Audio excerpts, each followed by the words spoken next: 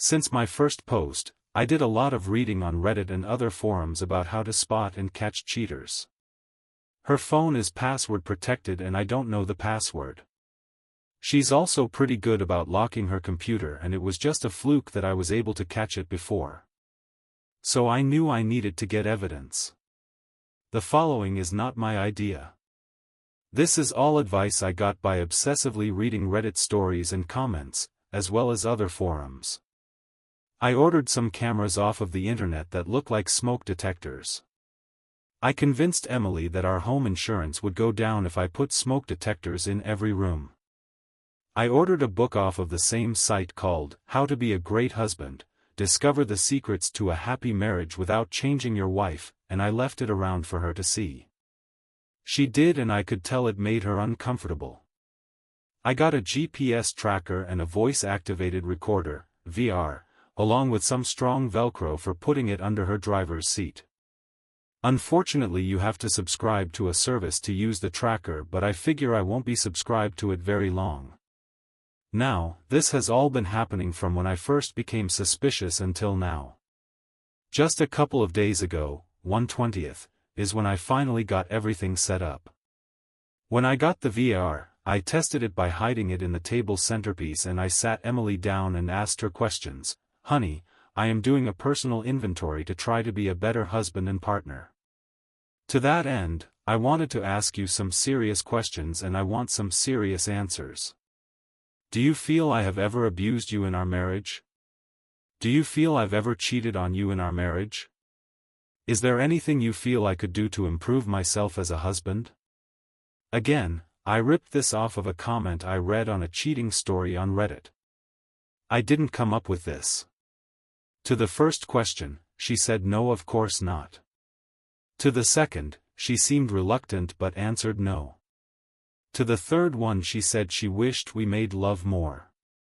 We've fallen off quite a lot since I got suspicious for obvious reasons, but I tried to initiate a couple of times just to keep her complacent. My heart's not in it when we do it, and I think she can tell. I asked these questions so that she couldn't make up stuff about me abusing her or cheating on her later on. I don't think she would make up lies about me, but I didn't think she'd cheat on me either, so I don't know the woman anymore. The VR got it all. I transferred the recording to the cloud. I put electrical tape over the display of the VR so there wouldn't be a glow under her seat at night, and I plugged some cheap wired earbuds into the jack on the VR and then snipped it off at the plug so that the VR wouldn't make any noise. Again, I got all of this info off of reading subreddits and forums. I didn't come up with this. On Christmas, we spent Eve and Day with her family. It was their turn. Her sister was there with her husband and kid as well as her parents. We were at her parents' house. It was just an hour away. My parents live a couple of states over. Christmas Eve Day, she got a gift bag delivered to her. I didn't see who dropped it off. My MIL said it was some teenager. The gift bag said, "To Emily from Santa." At first she thought it was from me, I think. I assured her it wasn't. It was a gold bracelet. Apparently it was pretty nice. Her mom and sister oohed and awed over it. When asked where it came from, she said it probably came from a bridal party that was getting married on the 28th who wanted to reward her for giving a group discount and doing it last minute. She told us that they said she should expect a bonus. Yeah, it's ridiculous, but I nodded my head. MIL and FIL sort of followed my lead like it was no big deal. Let me be clear that I knew it was from John. The bridal party would have signed their names, not wrote, "From Santa." Emily must think I'm special needs to fall for that. I just got angry in the moment that she had that little respect for me, so I excused myself to the restroom. Later on I saw her in the backyard on her phone. She seemed angry and was gesturing wildly. I figure she was reading John the Riot Act for almost exposing their affair.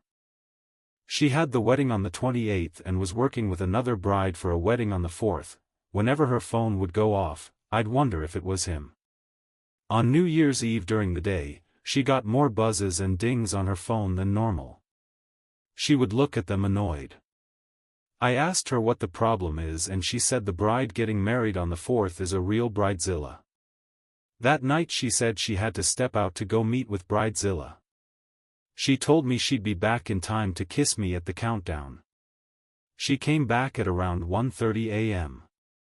She was crying, sobbing actually, going straight to the bathroom and coming out 10 minutes later. I told her to calm down and asked her what the problem was. She said she was so sorry. I asked why she was sorry. She said because I missed the NYE countdown. I told her she was entirely too upset for it to be just that, but she assured me it was. She even held my face between her hands and stared at me and told me she loved me. I asked her if she had anything else to tell me. She assured me that she didn't. I asked her point blank then if she cheated on me. She swore up and down that she didn't and that she was upset because she missed the countdown because since we have been married we always kissed each other when the clock struck midnight. I gave her every opportunity to come clean and she still lied to me. Since then, I got the cameras and the other stuff and installed it all. Now I'm going to wait to get more tangible evidence as well as start consulting divorce attorneys. I expect it will be a while before I update again. I'll be hanging out on Reddit though. This place is addicting.